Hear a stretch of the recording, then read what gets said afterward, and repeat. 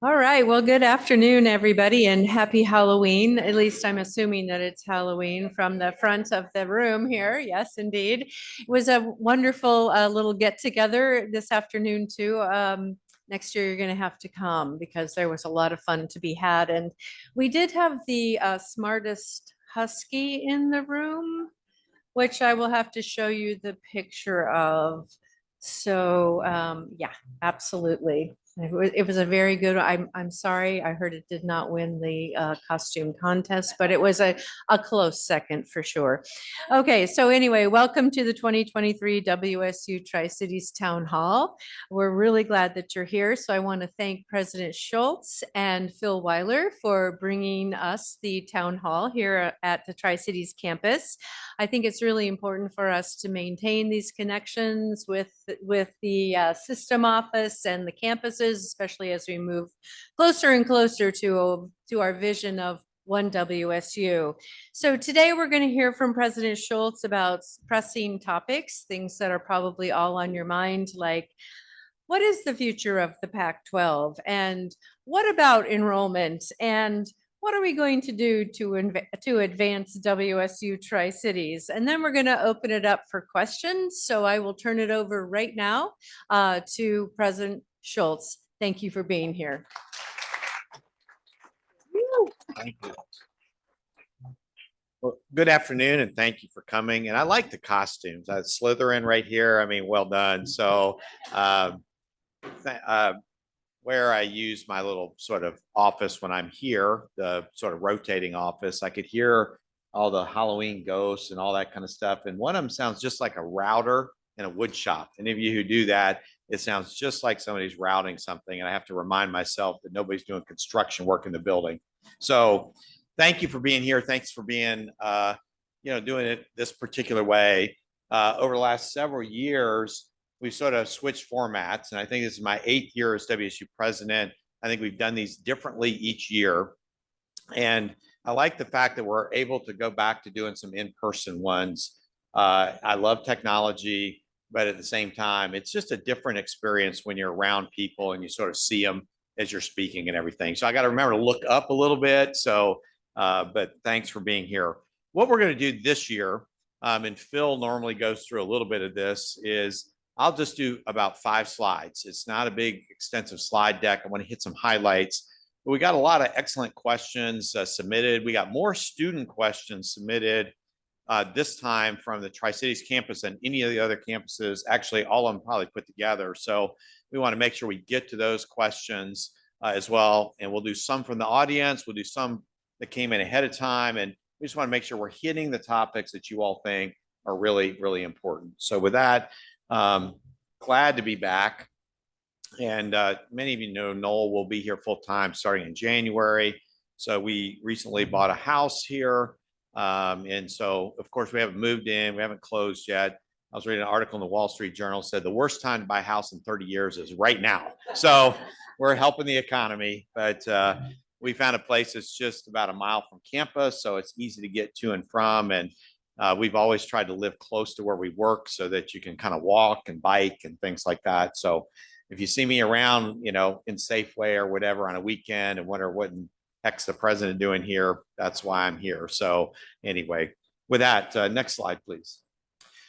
So what we'll hit on is a little bit on the Pac-12, and I could spend the whole time talking a little bit about this, but I just want to give you some sense of where we are. Talk about enrollment stabilization across the system. And we've had the same kind of conversation on each of our campuses, partnering for success, advancing the WSU Tri-Cities, and then some Q&A, and Phil will sort of moderate that during that time. Next slide, please. So the future of the Pac-12, I'm going to, for those of you who may not have kept up with this, in August, we had a particular date when we started the morning with 9 members of the Pac-12, and I think by Monday we were down to 4. And then within a couple of weeks, we're down to 2, Oregon State and Washington State. So as many of you know, we had 4 schools elect to go to the Big 12. We now have 4 schools that are going to the Big 10 conference, 2 schools to the ACC, and then 2 left in the Pac-12. So what we wanted to do is just take our time with things and try and figure out what governance looks like. And you say, well, governance, Kirk, that doesn't seem very exciting. Governance also controls finances and what happens in the conference. And so we submitted a lawsuit basically seeking control of the conference, us in Oregon State and Whitman County, where Pullman is. We were successful in getting a temporary restraining order that basically said the other 10 schools can't get together and decide to dissolve the conference because that could have potentially happened. And what we wanted to say is, let's sort of sort everything out before anybody makes any big decisions. And so that's kind of where we are legally. We have another hearing coming up November 14th, again in Whitman County, and we'll sort of see what happens as we come out of that. Now, why is it important to keep the Pac-12 brand alive? Why not just sort of say, you know, it's kind of a smoldering ruin? Why don't we just leave it and go somewhere else? Well, it turns out that there's some substantial revenue that's going to come in the next 2 years into the conference that Oregon State and Washington State then would have access to. By significant revenue, dollars from the college football playoff and dollars from the Rose Bowl. And we're talking maybe $150 million. This isn't a small amount of money. So it's really important that we don't rush to a solution, but we take our time and make sure and do that. Now, that's frustrated our fan base and everybody else is how come we don't have a clear decision? We're clearly talking with the Mountain West. We've been discussing that on some sort of scheduling alliance with those particular schools.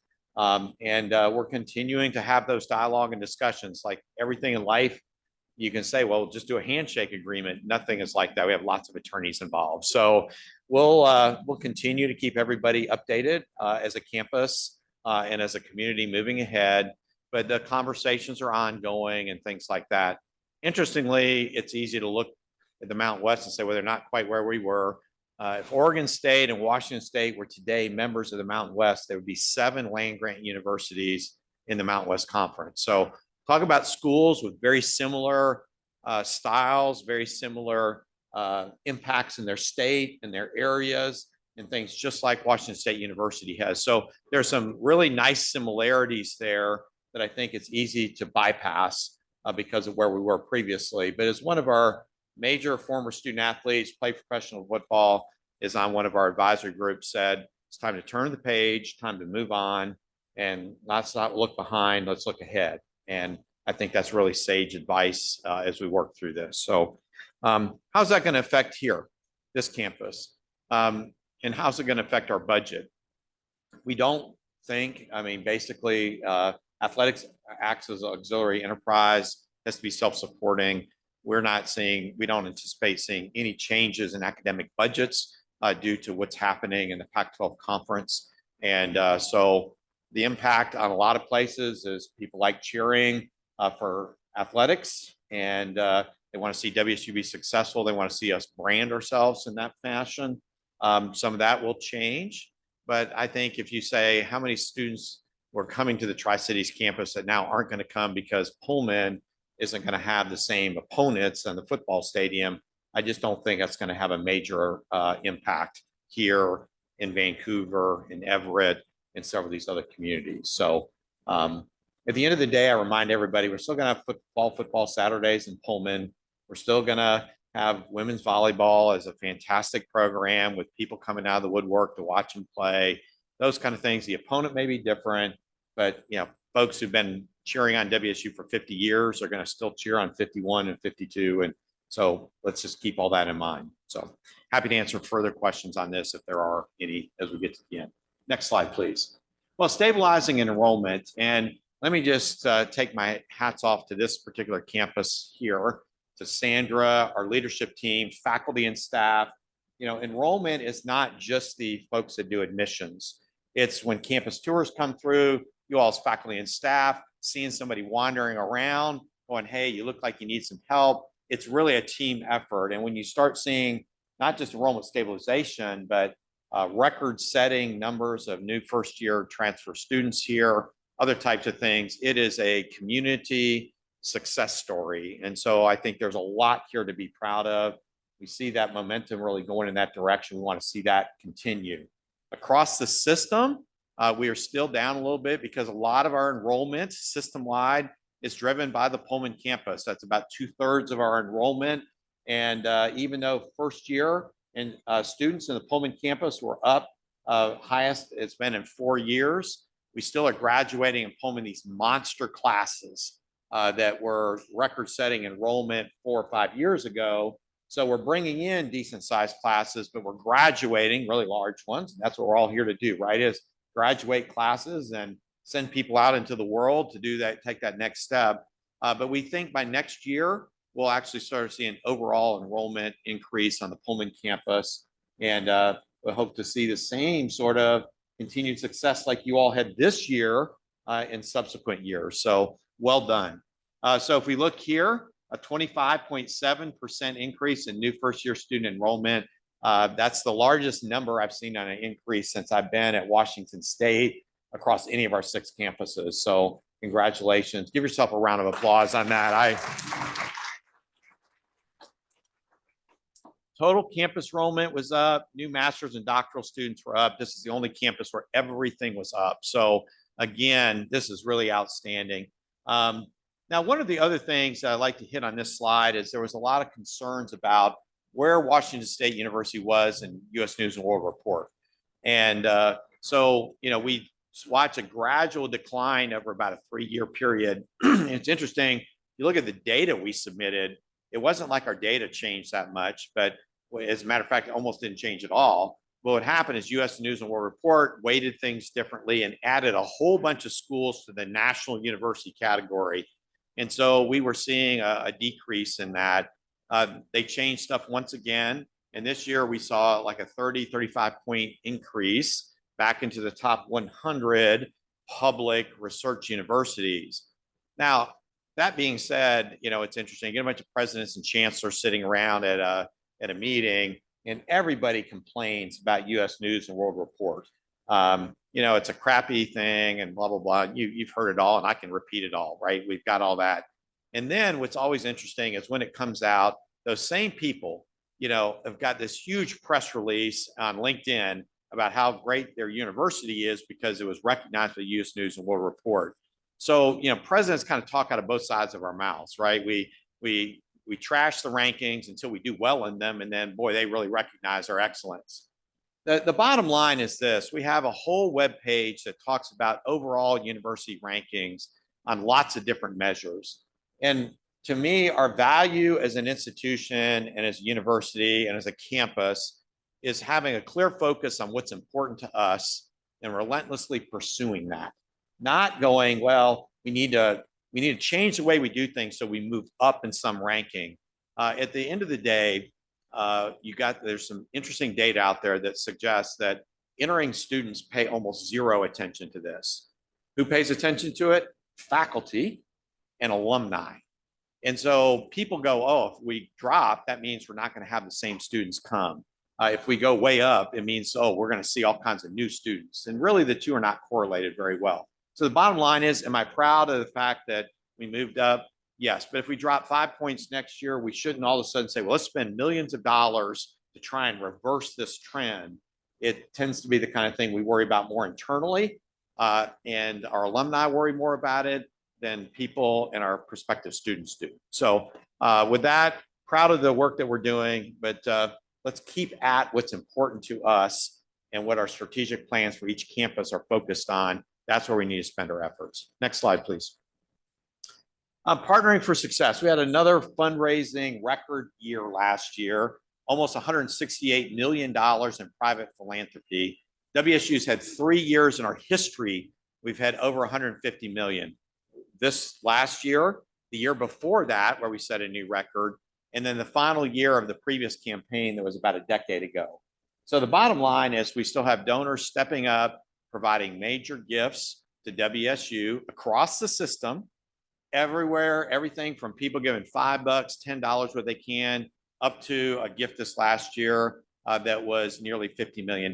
So we're going to see everything kind of in between there, and it all matters and all makes a difference, all makes an impact. This is part of what myself, as one of my primary job responsibilities, is making sure that we're putting in place a system, that I'm engaged, that Sandra is engaged as a chancellor here, with key donors and investors who want to make a difference on our campuses. This has changed a bit over the last, I'll say 5 to 6 years. It used to be the president, CEO of the foundation, the deans were very engaged with fundraising. We still need all those people to be engaged with fundraising, but the chancellors now and their teams are taking on a much larger role. So again, when I talked about enrollment being a team sport, fundraising is a team sport. It's not a single person that is responsible for all of this stuff. It's, do we have an environment that is conducive to people wanting to invest? And secondly, you all have great ideas and needs and things that we can demonstrate that these are important for our success here. So when you ask for things, when you ask Sandra for things, or me, or deans or academic directors or anybody, and say, this is going to make a difference for our students, we sometimes say, we're going to go out and talk to some donors about that. That's how we make a difference in the long run. It's really a relationship building exercise more than it is that you come in with a slick proposal. I found our biggest gifts that we've gotten were not done because we had a slick piece of paper. There were long conversations over what's important to us, why we want to do it, what impact it's going to have on our students, faculty, and staff, and our communities. And by the time you hand over a proposal, you kind of know the person's going to say yes and probably how much money they're going to give you. So we're just going to keep at that, but keep great ideas coming. Make sure we know where areas that you all have needs, and that's going to be important for us. We also had some success with the Washington legislature this last year, a lot of success, actually. Almost every capital project we asked for, well, the answer was yes. Now you can say, well, if that's the case, obviously you didn't ask for enough. And one of the things that we try and do is work closely with our legislative colleagues to say, about how much do you think our request should be? Now, it's not exactly an explicit conversation that direct, but we have a sense from the legislature about what that number ought to be. And then we make sure that we go up and exceed that a little bit, but we prioritize the projects. And this is done with faculty and staff, weighing in and evaluating projects and scoring them internally. So this isn't Kirk sitting down and choosing this. We have a very clear process for that. But what makes a difference is if somebody says, well, what's your top priority? It doesn't matter what day of the week or who you talk to. We say the top project on the list is #1 priority. Second project is our second priority. We actually map it out that way. We also had some money established for a Native American scholarship program. We have a degree in social work. I think during Sandra's interview as chancellor, she mentioned we needed social work. It's taken this long to get it, but I appreciate her continued pushing that this was something that was not just needed at WSU, but that this campus should lead in this space. And I appreciate that. And then the Institute for Northwest Energy Future, $7.7 million. Folks, this campus and this community made out like a bandit. These are really fantastic additions, and we appreciate that. We continue to see some more stuff with federal funding. Now, the one area where we weren't as successful as we wanted to was around faculty and staff compensation. And you all probably saw the legislature said, oh, it's going to be 4% this year and 3% next year. We've talked in the past about the fund split, that the legislature doesn't give us all the money that we need to do those raises. And what they wind up doing is they give us about 2/3 of what we need. We're expected to make up the 1/3 from just other places. You all know inflation, everything else is going up. We just did not have those resources to be able to go all the way to 4 and 3. So one of the things that we're working on is continuing to work with the legislature to get to a place where they will fund 100% of those particular raises. The 2/3, 1/3 split, it used to be 50-50, and we were able in the last couple of years to move that from 50-50 up to basically 2/3, 1/3. We need to keep at that. Now, that seems wonky. It doesn't seem, the type of thing that everybody gets excited about is, wow, we moved that 10 percentage points. But if you do that over several biennia, all of a sudden we're going to be up close to that 90, 100%. So we're going to keep at it. Our top priority this last year was faculty and staff compensation going into the legislature. This next year and the big biennial session coming up a year from now, faculty and staff compensation will still be our #1 priority. So we know we're not doing enough, and happy to answer other questions around this during the Q&A, but want everybody to know that was the one area where if you ask Chris Mulick, myself, and our government relations team, the chancellors, we'd say this is the one area that we just really thought we weren't as successful as we would have liked to have been. Next slide, please. So a diverse research community. Just congratulations to this campus on all the incredible research and things that you all continue to do. It's amazing to me to sort of watch the flagship campus in Pullman continues to be our majority, where the majority of research goes. But this campus in particular, Spokane campus, are really rising. And it's great to sort of see you all have a focus of building up that research and scholarly work, continuing to do that. And that requires money, facilities, startup costs, all those kind of things. And I'm just really proud of the job that this campus continues to do in this space. Next slide. And with that, I want to make sure that we have plenty of time for questions. So Phil, if you want to kind of come on up, and Sandra, wherever she is, there. So good afternoon, everyone. I'm Phil Weiler. I'm Vice President for Marketing and Communications. I'm going to play the moderator here. We have a microphone for both the Chancellor and the President. The reason we're using the mics is we are videotaping this in case there are some of our colleagues who aren't able to be here in person. So if we can hear them on the mic, the folks watching at home can hear what's happening. I'm going to ask the first question. President Schultz, you talked about the $7.7 million that we received from the state legislature to establish the Institute for Northwest Energy Futures. We did receive a question from a student, and I have to reiterate what President Schultz mentioned. You all win the prize. We had absolutely more questions from students than all the other campuses combined, and I think probably more questions overall. So good job. I'm glad to see how involved you guys are. I want to make sure that we do have time for people to ask questions verbally as well. So we'll do a couple questions that have been submitted, but then we'll have plenty of time for people to ask questions right now. But back to Energy Institute for Northwest Energy Futures. This student was just curious about what would the benefits for students be with the establishment of this new institute? So direct benefits to students from INEF are not hard to see. We've actually, INEF got fully funded, or mostly fully funded this year, but we've actually been working on INEF for about 3 years, and we got an initial gift from Bob Ferguson of $500,000 to start the Institute for Northwest Energy Futures. And we've been working little by little to build it up. And the very first things that we did for Institute for Northwest Energy Futures was to go after the Department of Energy Innovation Prizes. And I see a couple of people up there that were very involved in that. And those innovation prizes were they're very competitive. We started out with 267 applicants down to 18. We were first select for the first round. We were one of 18 selected. And then we went from 18 to 6. So we won the 2 prizes.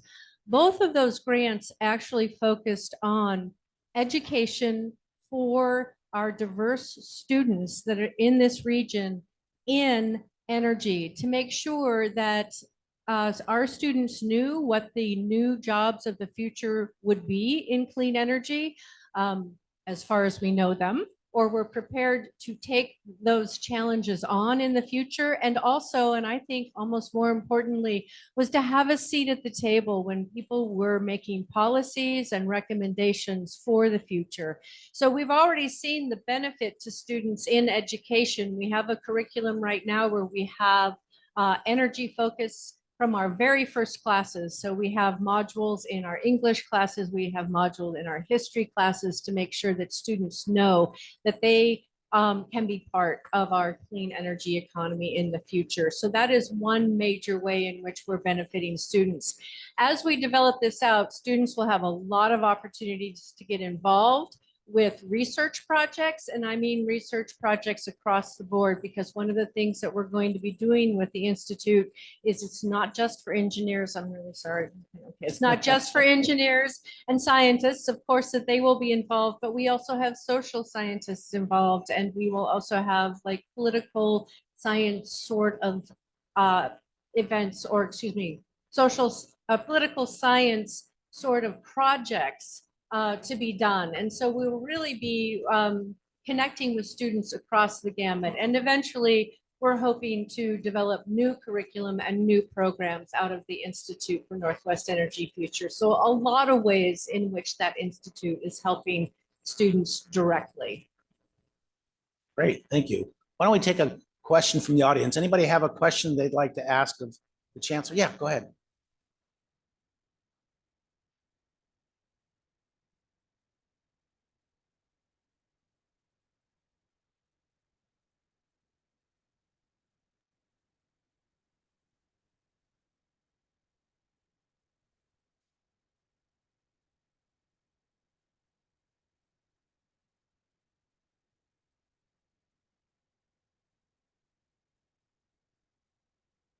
Could you repeat the question? Or Yeah, would you like me to? absolutely. Okay.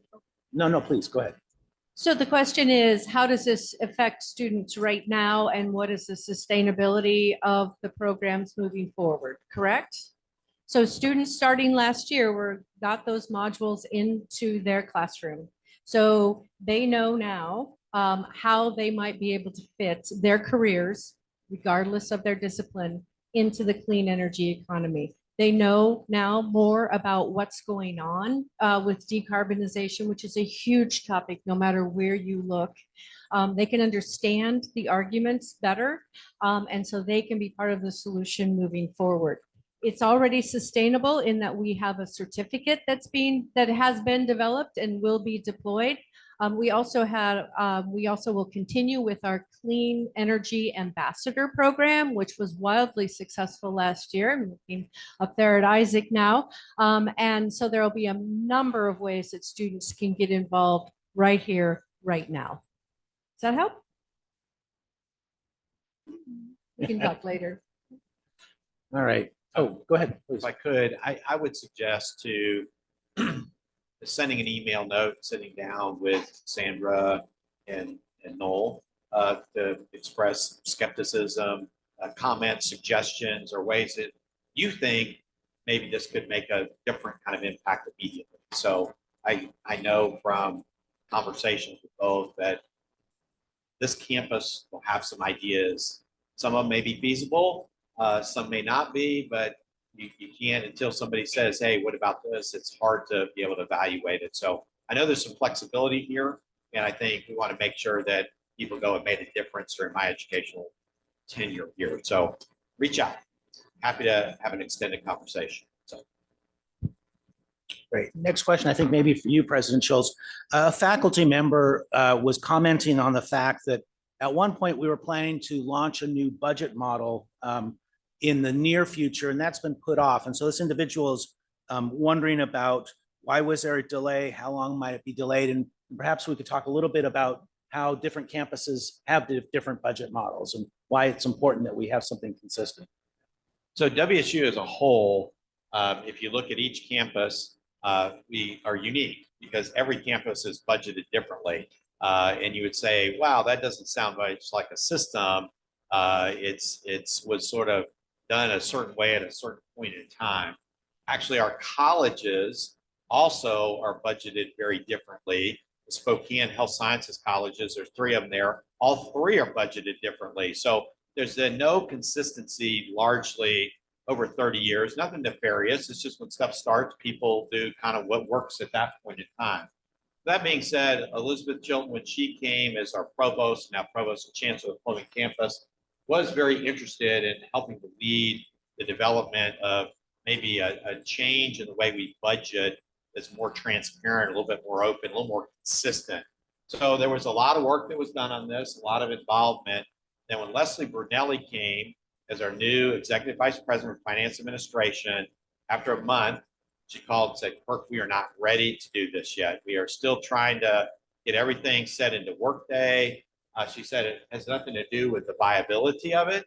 It is that we are just simply not prepared to do this. And first, let's make sure that we get essentially core funds, a clear core fund budget, all the modules working in Workday around this, and then we expand that out. So rather than, you all know, there's intense change going on right now, just we're post-COVID and we got a lot of stuff going on.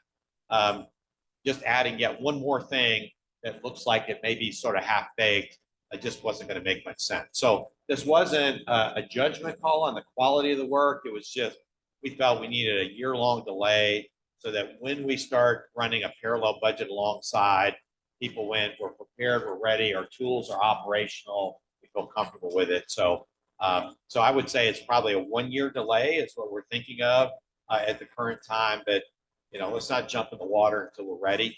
And I don't think that's an infinite period of time, but you all that work in the budgeting space here know that we're still trying to get Workday, down and integrated in the right way.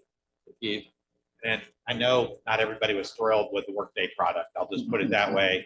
But if you saw the headlines in the Seattle Times about the amount of money University of Washington has spent, the challenges that they're having, I just express my appreciation for all the folks in the room involved in Workday, because I can tell you we did not spend hundreds of millions of dollars to do it. And while we had some challenges, we didn't have any of the things quite to that order of magnitude that they're having. So I think it's when it goes sort of well, nobody says much. When it blows to hell, then there's lots of people to say things. So this is one that I appreciate our finance and administration, IT, human resources staffs, that all were very engaged with this, your patience as we continue to make sure that we've got a better system in place. Long answer, but it was considered. Thank you. How about another question from the audience? Anyone have a question? All right, while you're thinking, I'll come back to you. There were several questions that we received about the new Bechtel Tutoring Center. And I'm imagining this is probably a question for you. Let me read this one in particular. This student writes, "We recently saw the unveiling of our Bechtel Tutoring Center, but have seen very little on what subjects are actually available and when tutors are going to be available. Most signage has been promoting the fact that the tutoring center would serve as a writing center. So this person's wondering what work is being done to help inform students when tutors will be available and what subjects for tutoring will be offered." So thank you for that. And we're really grateful to Bechtel for this gift, because it helps us to, I thought you were taking it back. Yeah, no, you didn't have the water. It helps us to expand a service that's been in place for a year or 2 years. I'm looking at Kate to make sure I know how long it's been in place, the peer tutoring model. A couple of years. Okay, so it's been, so the peer tutoring model has been in place for a couple of years. It actually was a system initiative, and then we lost some funding for it, but we knew how important it was to students here, so we sought funding from Bechtel in particular to help us continue with that model. So what happens is, if there is a tutor for your class, there is a student actually in the class that has already taken the class. So they're in there again, and they know exactly what's going on in the class and can sit with you and help you at any time with what is going on and what your particular questions are. So there should have been an announcement in your class about who that person might be if there was one assigned to your particular class. Now, there is still tutoring in general available, and I would say that the person to talk to about the tutoring, if tutoring is available, I'm going to look right at Anna Clemens for that, way in the back, waving her hand. She would be able to get you that information, as your faculty member would be able to get you that information and hook you up with a particular tutor. If I could, just one last thing on this is, we talked earlier about philanthropy. Sandra thanked Bechtel, but as you see these names on things, that's part of what we do, is go out and say, well, this is a need. Sandra and the team here identified, we need a high quality space and all that. And then you go out and you start talking to people about it. And it wasn't one conversation over a week, it's over a longer period of time. So as you continue to see things, and if you ever have a chance to run into anybody that works in the community at Bechtel or somewhere like that, it's always nice to say thank you for somebody saying, hey, I utilized the space, or I had a tutor, I did this or did that. That kind of stuff, they expect to hear that from Sandra and myself. If somebody spontaneously goes, oh, well, you all did something on my campus or had an impact on me or my students or whatever, that goes a long, long way. So never hesitate when you see a name on something to reach out and tell people, thank you.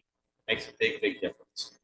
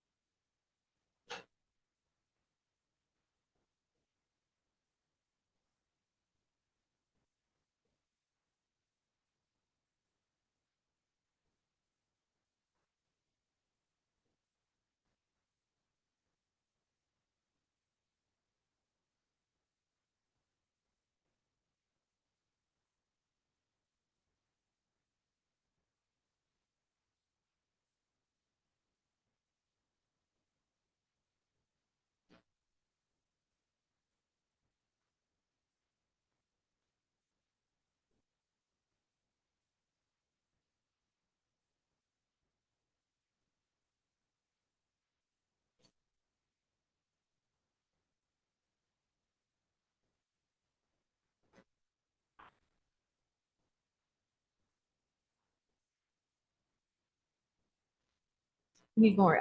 Absolutely. I hear that and I hear the accessibility. And just so you know, the Bechtel gift was many their gift was specifically for the peer mentor tutor, but we do have volunteer tutors as well. So I'm going to point you back up to Anna Clemens to talk to talk to her about your concerns and about those, how to, what hours do you need? Well, how do we make it accessible? Absolutely. It's a good point.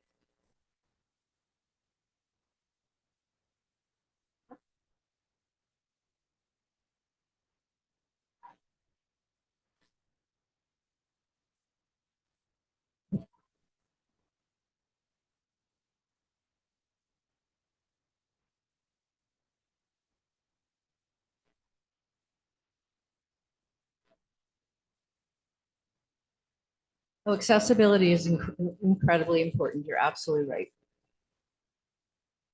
So President Schultz, you commented about the fact that Tri-Cities is up in enrollment across the board, which is great. And as the president mentioned, you are the only campus that can lay claim to that, which I think is terrific.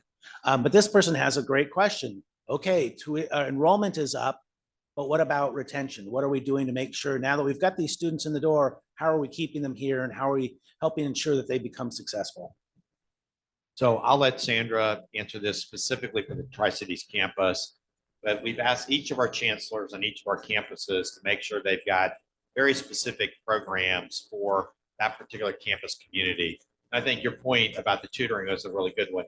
You know, a residential 18 to 22-year-old on the Pullman campus is going to have a different schedule and different tutoring needs than a parent or somebody holding down multiple jobs. It doesn't mean we don't have that in Pullman, but if I look at each of our campuses, they're all distinctly different on their student population. So we got to be careful, and we've tried to move away from this idea that Pullman is going to decide what's best for everybody. That was sort of the way it was in 2016.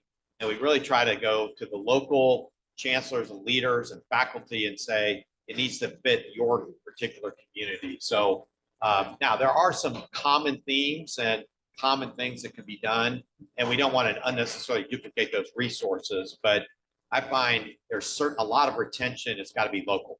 It's not some program on high, but it's got to be what we're doing to assist people in being successful on accessibility and other things. So that's what we're doing system-wide, is really kind of pushing that down. And I think that's been successful, but we can do more. Sandra, what would you say? I would say exactly that. Plus, plus what we're doing specifically on the Tri-Cities campus, because we know we have a unique population here, is that we have we have a faculty center. So we have a faculty teaching and learning center where we have, I was looking for Janet Peters as you were talking, but I don't see her here. She is the lead of making sure that our faculty are up to speed on the latest and greatest in pedagogy so that you're getting the best instruction that you can get. We also have the Learner Success Lab on campus, and that is where faculty, and I think this is an amazing thing for a faculty member to do. They take a look at how they particularly are teaching and impacting student success and looking for equity gaps in their teaching. It is a difficult process for someone to do, and our faculty have taken that on in a major way. And so we do have a learner success lab to make sure, again, to ensure that you're getting the most quality teaching that you can possibly get. We're also looking at things like accessibility. Are we offering classes, the right classes at the right time, at the right frequency? That's going to be a big thing for this campus over the next year or 2 years to make sure that make sure that students have what they need at the time that they need it. So we've gathered a lot of data and we're going to be looking at that as well. And retention is high on our Vice Chancellor for Academic and Student Affairs mind. I hear about it all the time and her concern, and she is always looking for creative ways to make sure that we are retaining our students. One other thing is that it's very important for us to create a sense of belonging on campus for students, and we've been working very hard to make sure that that sense of belonging is here. This building is actually the result of wanting a sense of belonging for our students, and they were highly involved in the design of this building because it met their needs. And we know it met their needs because we collected data on it afterwards, but we are listening to our students. What do you need to be successful? And we are implementing things after listening to them. If I can add one other thing, if you look at the website, and I'll make sure we send it back out, we've started to put my personal goals and objectives as determined by the regents onto a website that shows progress over the course of the year. And the reason I mention this is it's not my personal progress. It is, for example, one of the overall system objectives is to close the gaps on retention for different groups. For example, our Black students tend to have a much, much lower retention rate than maybe our traditional white students have. And you can go through different demographics and ages and things. We talked about what can we do to close those gaps and make sure that it shouldn't matter where somebody is from or what their background is in terms of us saying it's not okay that a particular group would have a lower retention rate. That's up to us to figure out how to do that, working with you all. So the accountability piece means that anybody should be able to go on and go, how's the university doing? How's my campus doing in these particular things? And so this is relatively new. We used to talk about it, but then if you said, where is the data, it's very hard to find. And now we try to make it in a way to say, if this is something we're doing, we got to be measured on it. Leaders have got to be held accountable to, are you actually making any progress? Are you doing the same thing year after year and expecting a different result? You know, the modern definition of insanity, right? Do the same thing and expect a different result. What are we doing differently to try and close those gaps? And so we're trying to be a little more transparent about what's important to us in these particular areas. And it's just taken a while to build in the system. You could always put up something, but it's taken a while to put this and do it right. How about another? Yes, I was just going to say another question from the audience. Go ahead.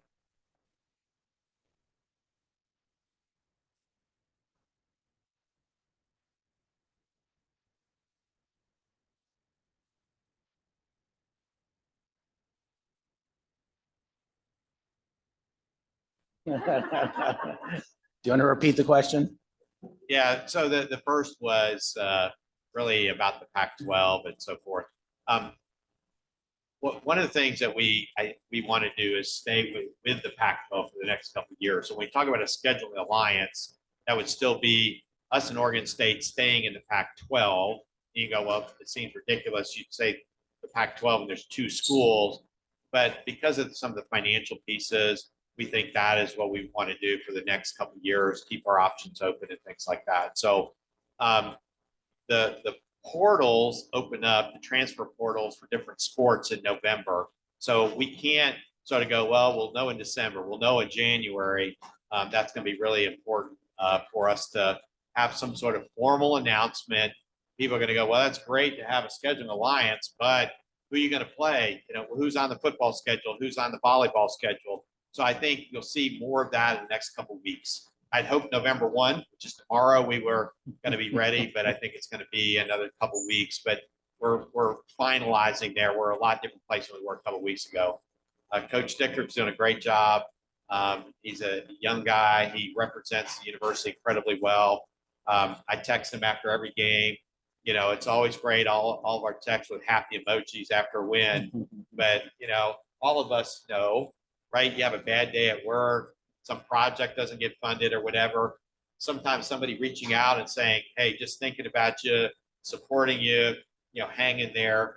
All of us know how much those kind of things mean. So whether it's our leaders, it's our faculty or staff or whatever, with Coach, I'm like, we trust in you, we believe in you, hang in there, we got your back. And that's sometimes I think what we can do is just provide that supportive environment. So, I mean, of course, we all like when we win, but we never win everything. So thank you. Great question. So there was another question about Apple Cup and what the future of that might hold. Yeah, we're in conversations with the University of Washington. I mean, that's really all I can say at this point. I think we would like the Apple Cup to continue. I think they would like the Apple Cup to continue.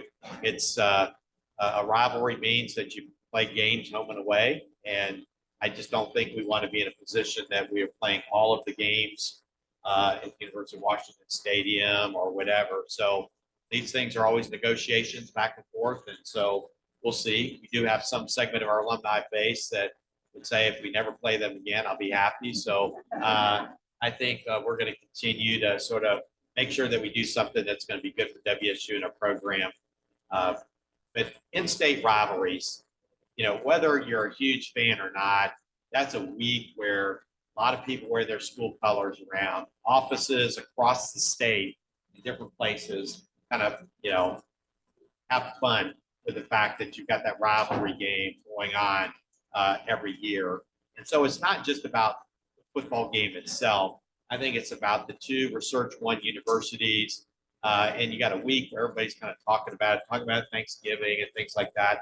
I think that's actually better. That's good for both institutions. And so the football game itself maybe hasn't been super memorable the last couple of years, but for us, but I do think we want to continue to keep that tradition alive if we can. There was a question there, and then there's a question at the top. Go ahead. Sorry, we can't hear.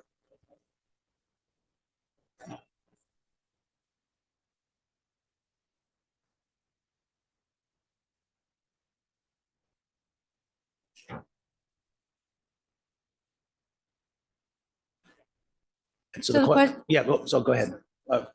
So the question was about, will we have childcare services on campus? And it is an ongoing conversation. In fact, just when I walked into this room, I looked at Evelyn and I said, gee, where are we with that discussion? So it is an ongoing discussion. It's fairly complex. What we think we need to do is to partner with people in or other industries in North Richland in order to get that done. And we do have interest from at least 4 other companies that are looking for childcare.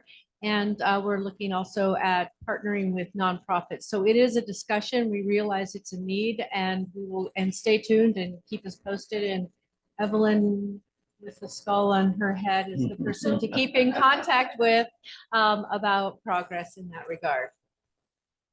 Yeah, I think we talked about access, helping students be successful. We talked about retention. Sometimes we think only about academic tutoring and things like that, but on all of our campuses, this comes up every single time. It's not just access to childcare, but it's access to affordable childcare. And if you talk to some of our folks in Pullman, they say, yeah, we have access sometimes, but it may not be affordable access. And so we're trying to figure out how we can have appropriate facilities, have accredited facilities, make sure it's safe. We had an accident a couple of years ago that happened in the WSU Vancouver childcare space, and it was a significant lawsuit. We shut that whole thing down for a couple of years. We're just starting that back up. So we want it to be safe. We want it to be affordable. And we want it to be the kind of thing that can help facilitate you all as students and the faculty and staff, people in their career. So the good news is 3 years ago, pre-pandemic, we might get one question in 6 town halls about that. Every campus now, this is seen as a major impediment to success. And so we're working it. And I hope 3 years from now, I don't say we're working it. I think we need to have some solutions and some opportunities that may not be perfect, but at least it's a step in the right direction. So thanks for the question. There's a question up in the, oh. Yeah.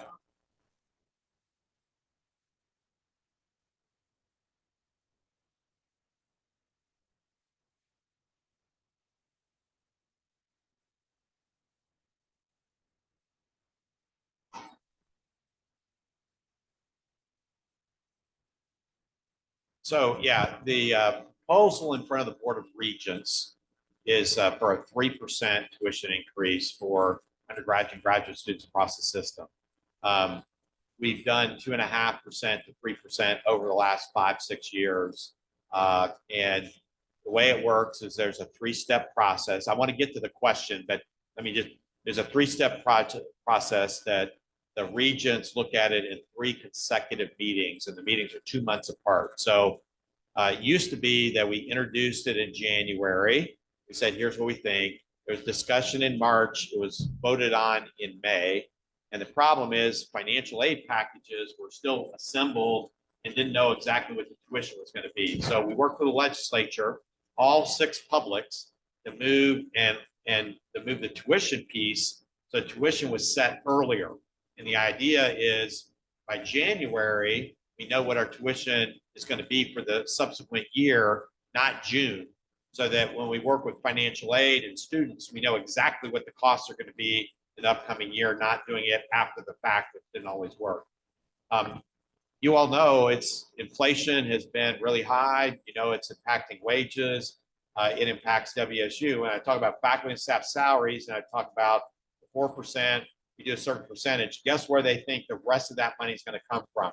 The way the state does it is they say, here's how much we're going to give you for raises. We're going to assume that you get the maximum tuition increase possible and that all that money goes to the salary pool. Now, they don't publicize it and say it that way. So we're really in a tough spot typically with tuition increases. I'm trying to be as open as possible here with tuition increases that the state almost already budgets that the fact that we're going to do that. So if you said, well, Kirk, this is a tough year. How about you do 0 this year? And maybe when the economy's better, you do 5%. We're not allowed to do that. It's, this is good from a consumer point of view, is it's capped at about 2.5% to 3%. And it's like over, I don't know, Isaac, you may remember it. It's some like 10-year period on some sort of thing. So the state sets that, and then we decide what we want to do each year, and it's voted on. And typically we get feedback from a lot of folks that they would prefer it to be 0, but to not balance the budget, but to help with expenses, we generally have to increase it, because we're not, if we did 0, 0 and said 10, they go, you can't do that. If you go 0, you can't retroactively at a different time decide you're going to go back and get that money. So one of our folks that works for Amazon said, it's kind of like you're getting some out of the Coke machine. If you remember what that is, go look at, Back to the Future. But anyway, and they said what they did is they had it at a certain level and they kept it at that level for several years, and then they were getting killed on the money. So then they bumped it. They went like, say, from 50 cents to $1. Everybody just went, I've got to keep my language clean. They went crazy. They went crazy. And so what wound up happening is they said, you're better off going 50 cents one year, 60 cents the next, 70. Don't do 50, 50, 50 and $1. So we try to do that same philosophy with tuition increase proposals. Let me make that clear. Until the board votes, and we have our student regent sitting right next to you, as you well know, until the board votes in January, it is a proposal and we're soliciting feedback. So I apologize for the long-winded explanation, but a lot goes into this. It's not just me waking up one morning going, let's do 3%. We really try and run through it, and we understand not everybody is going to be supportive because people feel in a tough spot financially. Fortunately, so do we, and that's where we have to balance that out. You want to say anything else? Okay, you're like, no, I don't really want to say that anything at all. So.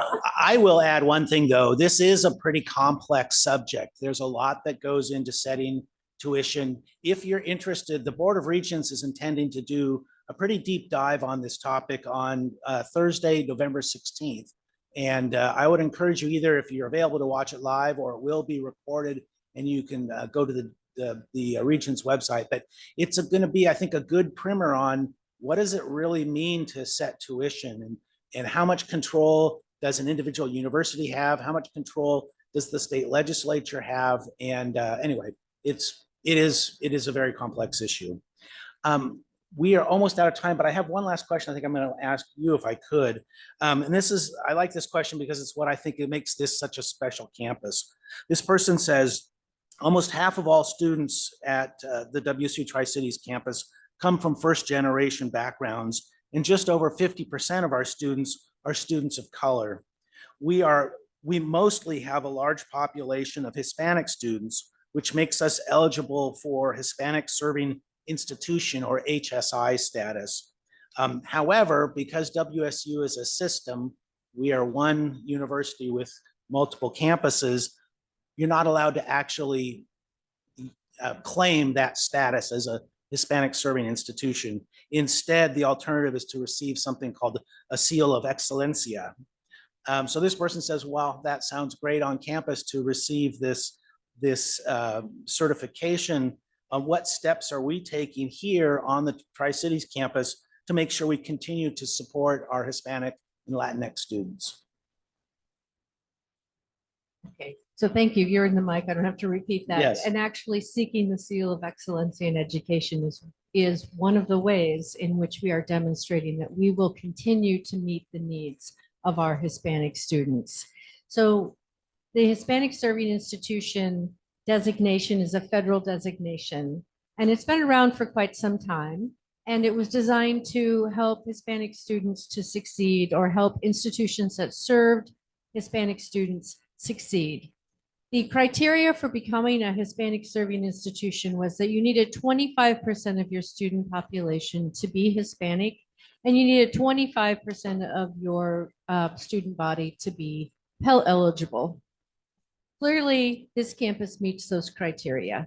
That we absolutely do. But again, as Phil said, since we are one university with different locations, we are unable to apply for that status because the entire system does not meet that criteria. The interesting thing about that, though, is that that's all you have to do to be a Hispanic Serving Institution, is meet those two numbers. To get the seal of excellencia, you need to demonstrate through your actions and through data that you are truly meeting the needs, the educational and support needs of a Hispanic population. That's a very different criteria. And it is also something that you go for voluntarily. We didn't just, somebody didn't just roll over and say, gosh, you're doing a great job with your Hispanic students. Maybe you should go for this seal. This is something that we have been seeking for at least 2 years, and it will probably be another year before we actually get the application approved, because it is such a deep process and a difficult process to make sure that you are serving your Hispanic students in the way that in a way that retains them, attracts them, retains them, and helps them to graduate and succeed. So actually the seal to me is something that's actually more of a gold star than becoming an HSI. And one of the interesting things is I mentioned this to our superintendents once, our 3 superintendents in the Tri-Cities, and they were incredibly impressed with that. They loved that we were making that effort and are very impressed that we are moving toward the seal of excellencia, and would be happy to refer their students to our campus. Thank you. We are at time. President Schultz, any closing remarks before we let people go? Well, thank you for being here.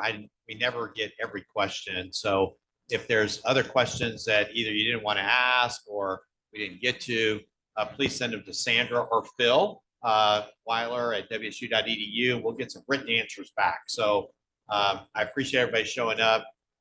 That staircase looks extremely fashionable and super cool, but man, my butt would be asleep if I'd been on there as long as you all have. So thank you for being here. Thanks for what you do. Proud of this campus, proud of the work that we continue to do in this community.